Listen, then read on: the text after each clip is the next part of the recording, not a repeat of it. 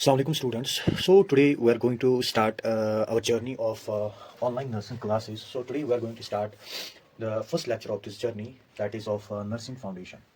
So अगर हम nursing foundation की बात करेंगे, as the name suggests, this is the foundation of your nursing profession. सो इसको आपको स्ट्रॉन्ग करना है इस सब्जेक्ट को, क्योंकि आपको जो भी प्रोसीजर्स इसमें मिलेंगे वो आपको नेक्स्ट सेम्स में वो आपको मिलेंगे उन बुक्स में भी जो आप इसके बाद जो आपके सेम्स आने वाले हैं। फॉर एग्जांपल आपको मेडिकल सर्जिकल आएगी, जो भी इसमें प्रोसीजर्स होंगे वो आपको उसमें भी मिल जाएंगे। So you have to make this book strong. So before starting this lecture मुझे कुछ बातें आपसे शेयर करनी है जो आपके पेरेंट्स तक भी पहुँचनी चाहिए। सो हमारी जो सोसाइटी में है, नर्सिंग के रिलेटेड बहुत सारे मिसकॉन्सेप्शंस है। फॉर एग्जांपल नर्सिंग प्रोफेशन के लिए रिलेटेड ये मिसकॉन्सेप्शन है कि nursing is only providing medications, administering medications to the patient, patients को इंजेक्शंस देना और connecting drip sets to the patients.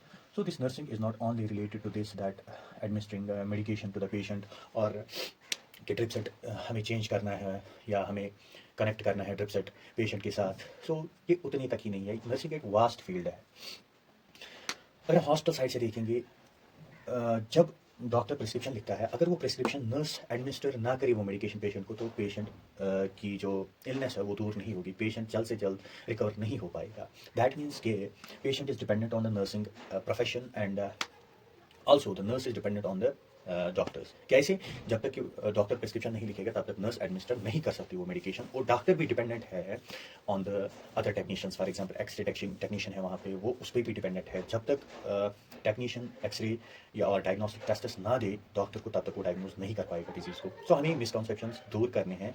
हमें हर एक प्रोफेशनल को रेस्पेक्ट देना चाहिए, हमें हर एक प्रोफेशनल को उसके स्टैंडर्ड्स को मेंटेन करनी चाहिए, हमें उसको रेस्पेक्ट प्रोवाइड करना है। हमें ये नहीं सोचना है कि बस नर्सिंग ये क्या है, बस यही है मेडिकेशन प्रोवाइड करना, नहीं, ये इतने तक ही नहीं है। Nursing is vast field. और अब अगर हम बुक्स की भी बात करेंगे, comparatively to MBBS there is same syllabus in the nursing also.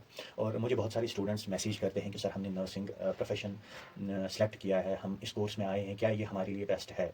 अगर हम मिडिल क्लास फैमिलीज़ की बात करेंगे, सो this nursing profession is best profession. कैसे? जब आप 4 साल के बाद ये नर्सिंग प्रोफेशन ख़त्म करोगे, इस डिग्री को ख़त्म करोगे, you are able to get a job in private sector. और जब आप एंट्रेंस एग्जाम देंगे तो आपको किसी भी गवर्नमेंट हॉस्पिटल में जॉब मिल सकता है, वो भी 4 साल के बाद ही। और अगर उन मिडिल क्लास फैमिलीज़ के पास पैसे और भी है, वो हायर स्टडीज़ के लिए जा सकते हैं। For example MSc nursing, PhD in nursing, PhD के बाद वो एज ए प्रोफेसर काम कर सकते हैं, और एमएससी के बाद वो एज ए असिस्टेंट प्रोफेसर काम कर सकते हैं। सो हमें ये नहीं सोचना चाहिए कि किसी स्टूडेंट, किसी के घर वाले बोलते हैं स्टूडेंट्स को कि अपने बच्चों को बोलते हैं कि जब आपने नर्सिंग की अब आपने क्या उखाड़ा है। नहीं, उसने बहुत ही अच्छा प्रोफेशन चूज़ किया है, एंड अल्लाह ताला ने उस इंसान को चूज़ किया है उस इस प्रोफेशन के लिए। उसमें ये क्वालिटीज़ देखी कि वो ये बच्चा इस पेशेंट को अच्छे से केयर कर पाएगा, ये बच्चा पेशेंट के साथ अच्छे से कोऑपरेट कर पाएगा, उसके साथ अच्छे से रिलेशनशिप्स मेंटेन कर पाएगा, उसकी बात समझ सकता है, उसको काउंसलिंग प्रोवाइड कर सकता है। सो हमें हर एक प्रोफेशनल को रेस्पेक्ट प्रोवाइड करना चाहिए।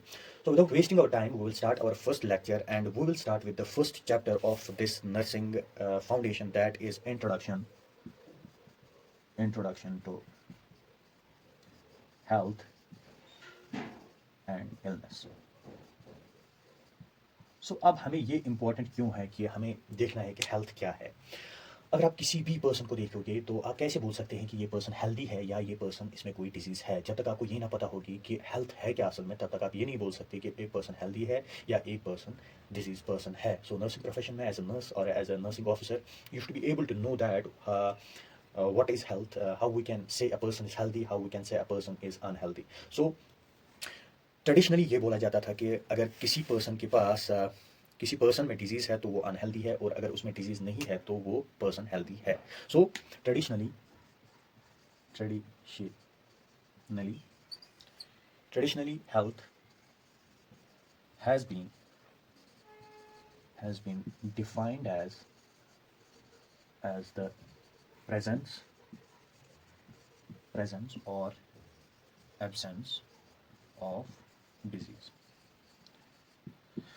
सो ट्रेडिशनली ये बोला जाता था कि अगर किसी इंसान में डिजीज़ है तो वो अनहेल्दी है, और अगर उसमें डिजीज़ नहीं है तो वो हेल्दी पर्सन है। बट विद न्यू डिस्कवरीज और विद न्यू स्टडीज़ बहुत सारे ऑस्पेक्ट्स देखे गए, और उन ऑस्पेक्ट्स के रिगार्डिंग बोला गया कि अगर इंसान में ये सारे ऑस्पेक्ट्स होंगे, ये ऑस्पेक्ट्स हेल्दी होंगे, तो वो एक पर्सन हेल्दी है। Now we will talk about the various aspects of health. What are the various aspects of health? So talking about the aspects of health.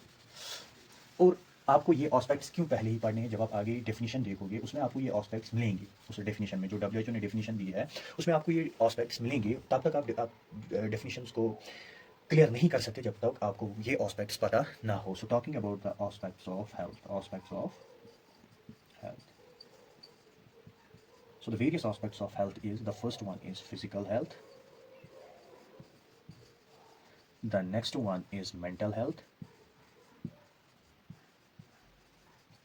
third one is emotional health,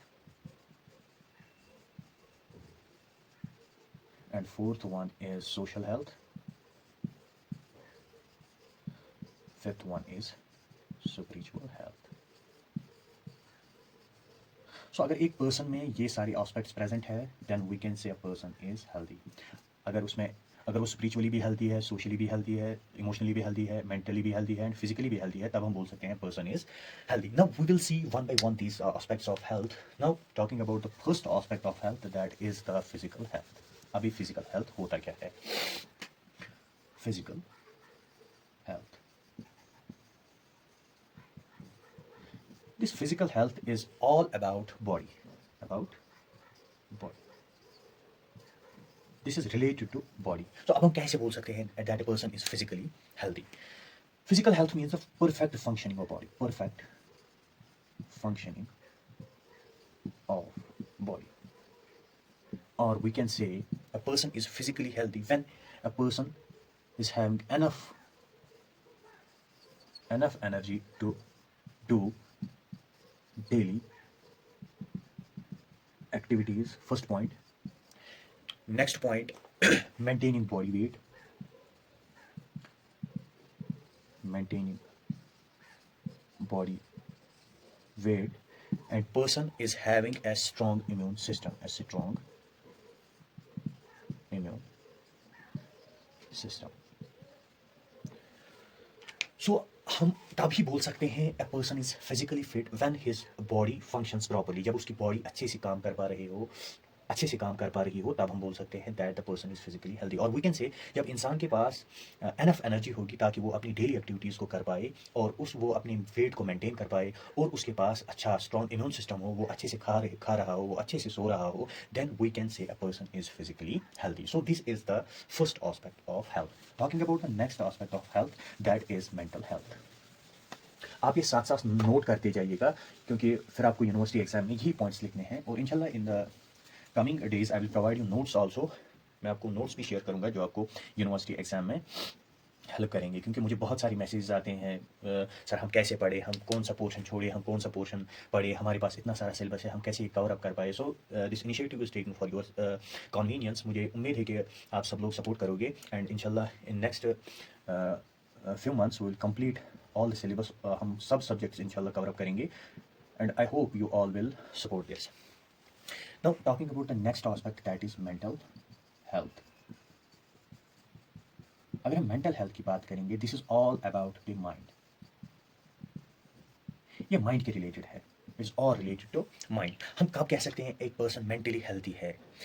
So that person should be able to cope with stress, or we can say that person should be adjustable to life situations. Then we can say a person is healthy. एक person को तभी हम बोल सकते हैं that ये mentally healthy है जब वो life में जो भी stresses आते होंगे उसकी life में वो उनको cope कर पाए, तब हम बोल सकते हैं that ये person mentally fit है, और वो adjust कर पाए, जो भी life में उसको situations आती होंगी वो उनको adjust कर पाए, वो उन situations में adjust हो पाए, तब हम बोल सकते हैं that this person is mentally healthy. So being able to cope with stresses,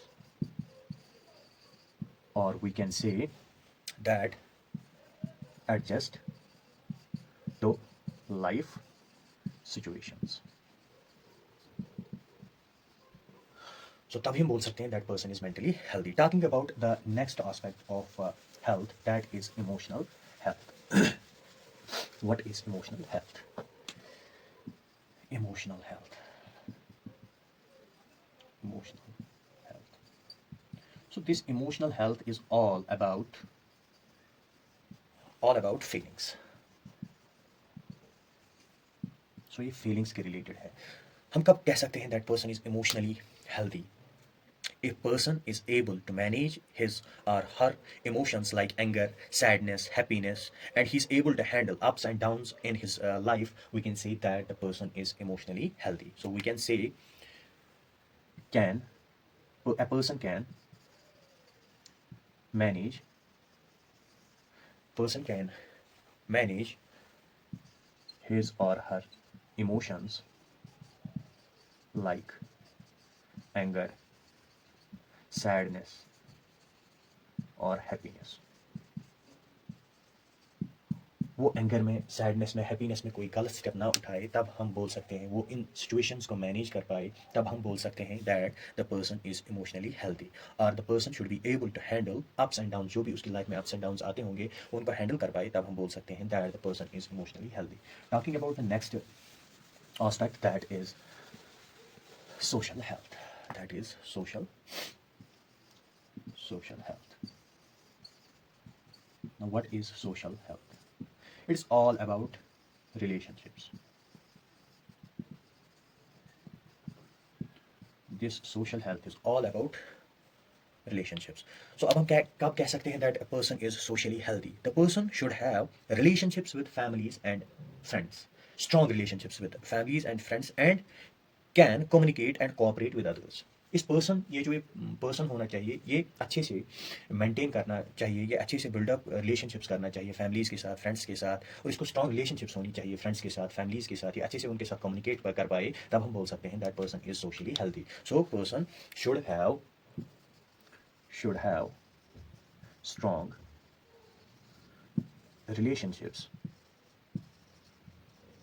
with family and friends, and can communicate with others. सो ये अच्छे से कम्युनिकेट कर पाए, ये अच्छे से रिलेशनशिप्स को मेंटेन कर पाए फैमिलीज़ के साथ, फ्रेंड्स के साथ, तब हम बोल सकते हैं that the person is socially healthy. इसके बाद, और in simple way we can write this like ability to build और maintain relationships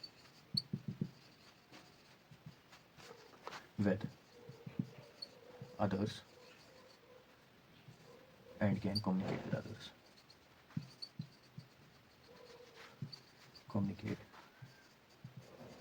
with others. So this is the social health. Talking about the last aspect, that is the spiritual health. What is spiritual health? अगर हम spiritual health की बात करेंगे यहाँ पे, spiritual health, इसमें क्या होना चाहिए? एक पर्सन को पर्पस होना चाहिए लाइफ में, पर्पस होना चाहिए, उसमें फेथ होना चाहिए, फेथ ऑन ऑलमाइटी, एंड उसके जो भी सेट वैल्यूज़ होंगे,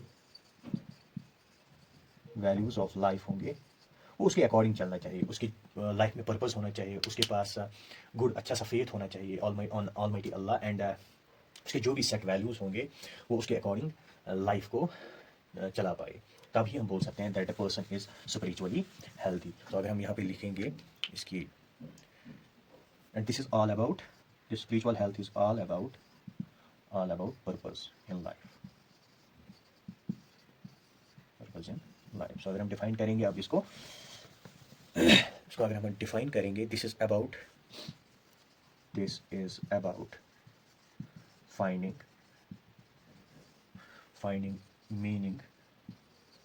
finding meaning and purpose in life, and should have strong faith, or we can say belief system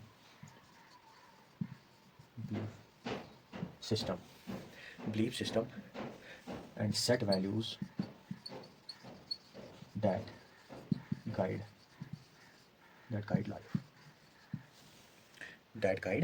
life, his or her life. So this was the last aspect of this health. Now talking about the definition of health.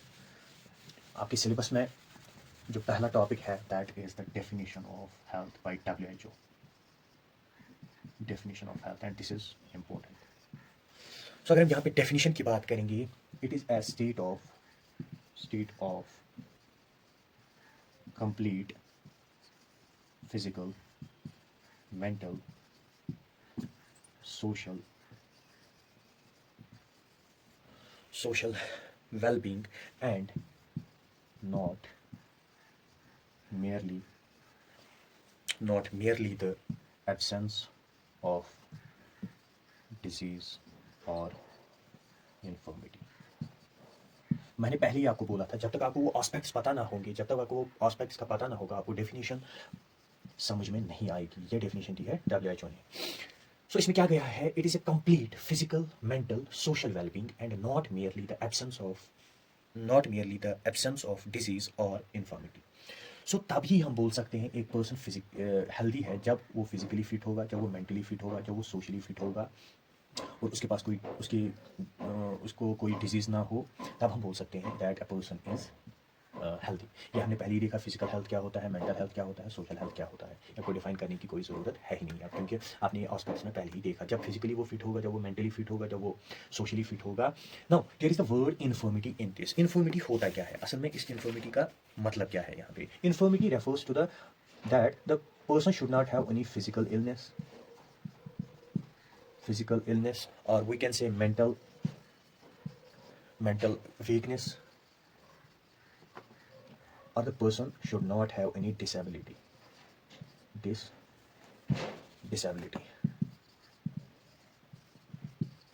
सो ना ही person में कोई physical illness होनी चाहिए, ना ही mental weakness होनी चाहिए, और ना ही डिसेबिलिटी होनी चाहिए, तब ही हम बोल सकते हैं कि एक पर्सन हेल्दी है। नाउ यहाँ पे नॉर्सिक में ये क्वेश्चन आता है। क्वेश्चन में क्या होता है, क्वेश्चन में ये आता है, how many parameters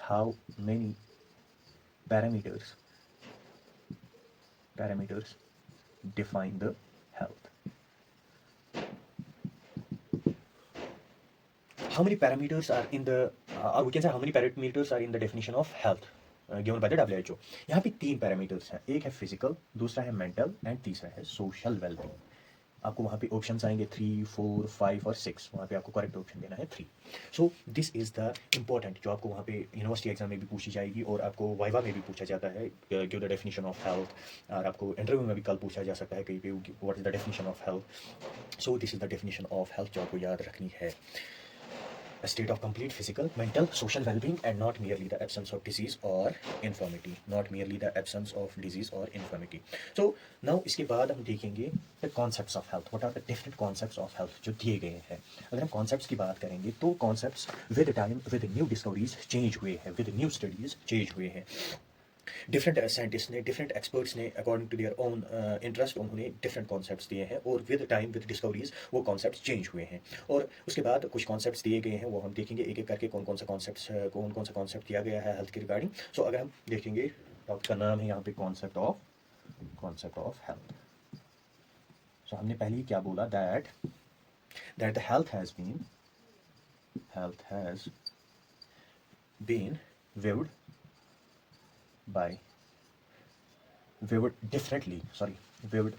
differently,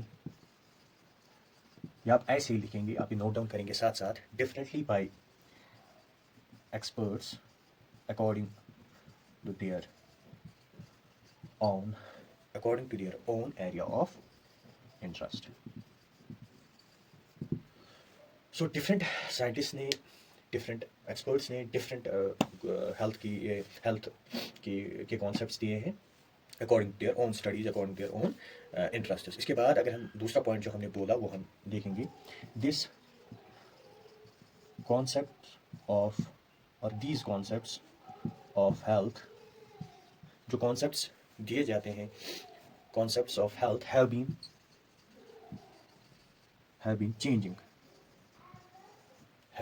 changing with newer discoveries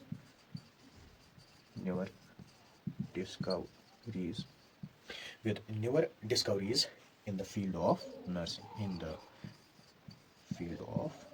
nursing. So with time जो नई डिस्कवरीज हुई, उसके बाद ये जो कॉन्सेप्ट्स हैं ये चेंज हुए विद टाइम, और डिफरेंट साइंटिस्ट ने डिफरेंट कॉन्सेप्ट्स दिए हैं रिगार्डिंग द हेल्थ। अगर हम देखेंगे कौन कौन सा कॉन्सेप्ट दिया गया है रिगार्डिंग द हेल्थ, सो पहला जो कॉन्सेप्ट है वो है यहाँ पे बायोमेडिकल कॉन्सेप्ट। बायोमेडिकल कॉन्सेप्ट, सो ये बायोमेडिकल कॉन्सेप्ट बोलता क्या है? In the biomedical concept this stresses on germ theory, that is disease or illness is due to disease causing germs, or we can say the individual is healthy only if he is free from diseases।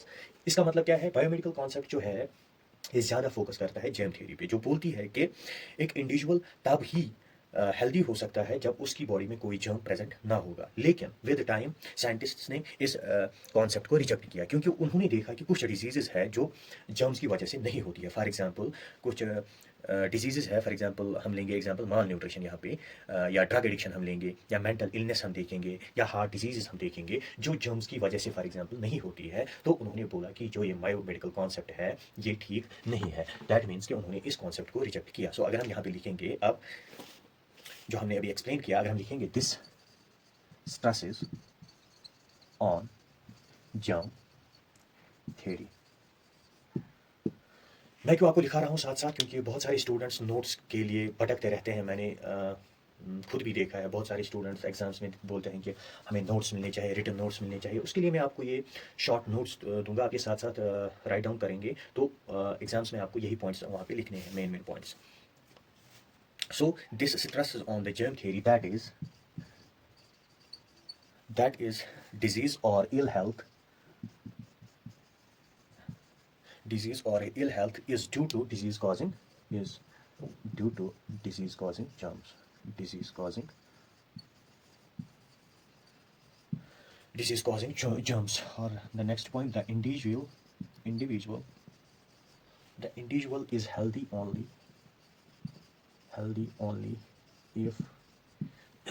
if he is free from diseases। So इसके बाद हमने और क्या बोला कि but this concept is rejected। क्यों इसको reject किया गया? Because it fails to explain that many diseases or health problems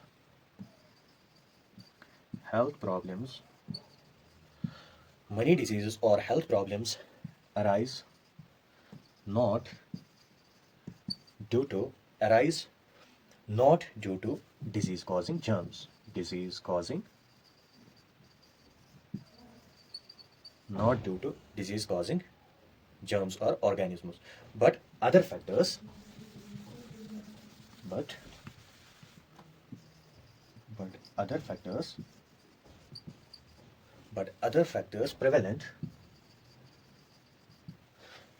prevalent in the environment, जो भी एनवायरमेंट में प्रेजेंट होंगे, such as mall nutrition,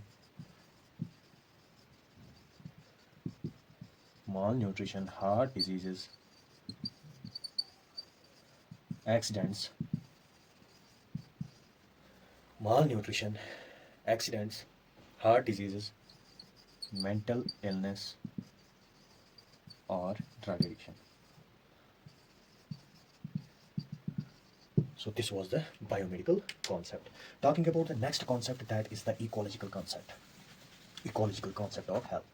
Next one, ecological concept. Now, what is ecological concept? अगर हम word ecology देखेंगे, word ecology is derived from an Greek word oikos, and oikos means home. Which means home or house. Oikos means home or house. Ecologists considered that there is a relationship between the man's environment and health. According to this, health is a state of dynamic equilibrium or adjustment between the man and his environment. For example, अगर हम यहाँ पे देखेंगे, यहाँ पे लिखेंगे हम environment, और यहाँ पे हम लिखेंगे agent, और यहाँ पे हम लिखेंगे host. Host is human body. host is human body and this agent is microorganism.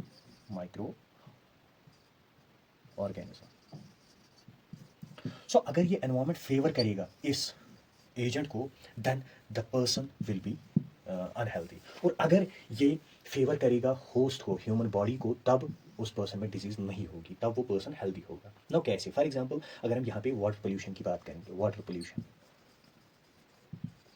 Water pollution में क्या होगा, ये जो एनवायरनमेंट है इसमें वाटर पोल्यूशन है, so this will favour to the increase in the organisms, increase in the micro organism.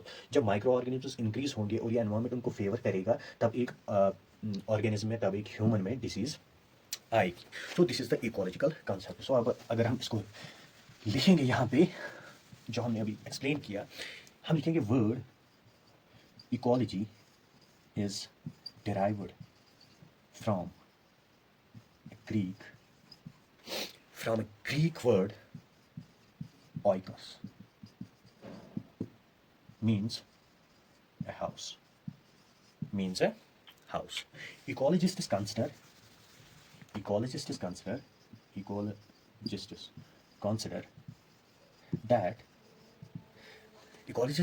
that there is relationship between the man's environment and health. The next point जो हमने explain किया, ये आप ऐसे ही note down करोगे और university exam में ऐसे ही आप लिखोगे एंड यू विल सी आपका स्कोर कैसा अच्छा आएगा तब। According to this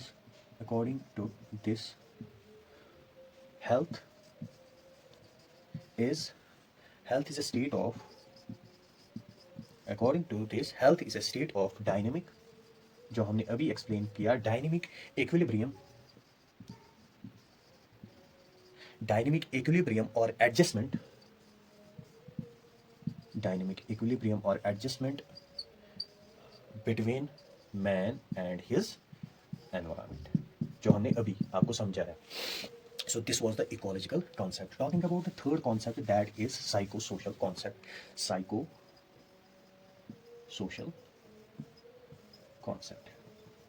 So what is psychosocial concept? So talking about this concept, it's related to mental well-being.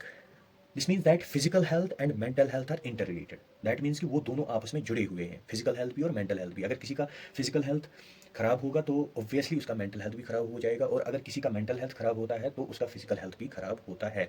As commonly saying that, आपने सुना होगा that a sound mind in a sound body is very common saying. आपने ये सुना होगा, बहुत बार आपने ये सुना होगा that sound mind in a sound body.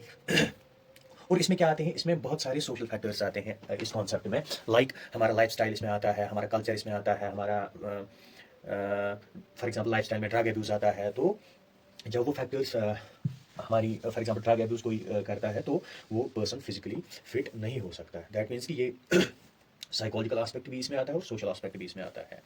तो अगर हम इसको अब लिखेंगे, it's related to mental wellbeing, mental well-being.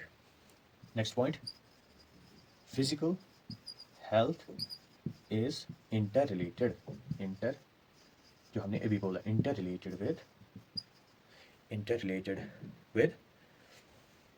mental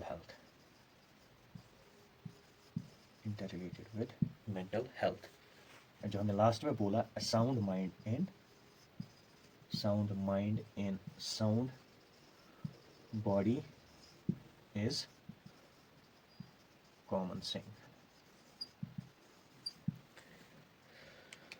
So this is related to mental health or mental well-being, or this is related to that ये concept क्या बोलता है, that physical health is inter related with mental health. जब एक person physically fit होगा तो वो mentally भी फिट होगा, अगर वो फिजिकली फिट नहीं है तो वो मेंटली भी फिट नहीं होगा, अगर वो मेंटली फिट नहीं है तो वो फिजिकली फिट भी नहीं होगा। और इसमें कुछ सोशल फैक्टर्स भी आते हैं इस कॉन्सेप्ट में। इसमें ये बोलता है कि अगर इन सोशल फैक्टर्स में प्रॉब्लम होगी, ये डिसबैलेंस्ड होंगे, तो एक पर्सन सोशली साइकोसोशली हेल्दी नहीं होगा। फॉर एग्जाम्पल वो कौन सा, अगर हम यहाँ पे एग्जाम्पल देखेंगे सोशल फैक्टर की, for example life style, next one is for example culture, third one is economic factor. So these also play an important role in the health of an individual. अगर for example lifestyle किसी का अच्छा नहीं है, for example वो drug abuse कर रहा है, या उसका कल्चर उसको कुछ ऐसी प्रैक्टिसेस करवाता है जो उसको for example not taking the meat or being only the vegetarian or being only the non vegetarian, ऐसी कुछ कल्चरल प्रैक्टिसेस होती रहती हैं, तो उनकी वजह से भी उसका हेल्थ इफेक्ट हो सकता है। और economic factor, for example the person is not economically sound, तो उससे भी उसका हेल्थ इफेक्ट हो जाएगा। And last one is the holistic concept. Holistic सब कॉन्सेप्ट्स में, उसमें सब कॉन्सेप्ट्स आते हैं जो हमने अभी तक भी हर कोई कॉन्सेप्ट पढ़ा वो इसमें आता है। Holistic means whole, holistic concept. So अगर हम इसमें देखेंगे what this is holistic concept, this concept holds that individual's health is one whole, having sound mind in sound body, sound mind in sound body, mind in sound body, जो अभी हमने देखा इससे पहले साइकोसोशल कॉन्सेप्ट में, sound mind in sound body,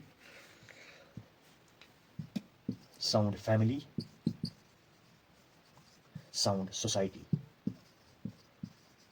and in sound environment.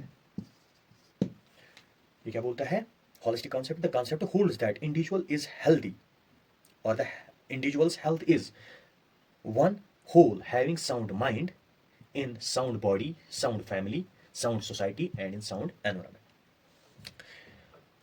So this was the last concept of this, and अगर हम इसमें एक और पॉइंट भी ऐड कर सकते हैं हम इसमें, holistic concept, holistic concept in this, health is viewed as the multi-dimensional process involving a well-being of whole person in the context of his biopsychosocial or psychological environment. That means कि वो biologically भी fit होना चाहिए, psychologically भी fit होना चाहिए, sociologically भी fit होना चाहिए and psychologically भी वो fit होना चाहिए। So ये सारे concepts को एक ही concept में बोलता है, this is the holistic concept. That means कि अगर किसी को सोशली वो फिट नहीं होगा, साइकोलॉजिकली वो फिट नहीं होगा, और वी कैन से साइकोलॉजिकली वो फिट नहीं होगा, सोशली फिट नहीं होगा, बायोलॉजिकली फिट नहीं होगा, तब वो पर्सन हेल्दी नहीं है। So this was today's lecture. I hope आप सबको ये समझ आया होगा। In the next lecture we will see the next topic. Don't forget to subscribe, share, like and comment on the video. और अगर आपको कहीं पे भी कंफ्यूजन है आप कमेंट सेक्शन में बोल सकते हो, एंड इंशाल्लाह in the next lecture we will complete those confusions firstly, फिर हम नेक्स्ट लेक्चर उसके बाद स्टार्ट करेंगे। और इंशाल्लाह I will also try to give explanation in the comment section also. Thank you so much.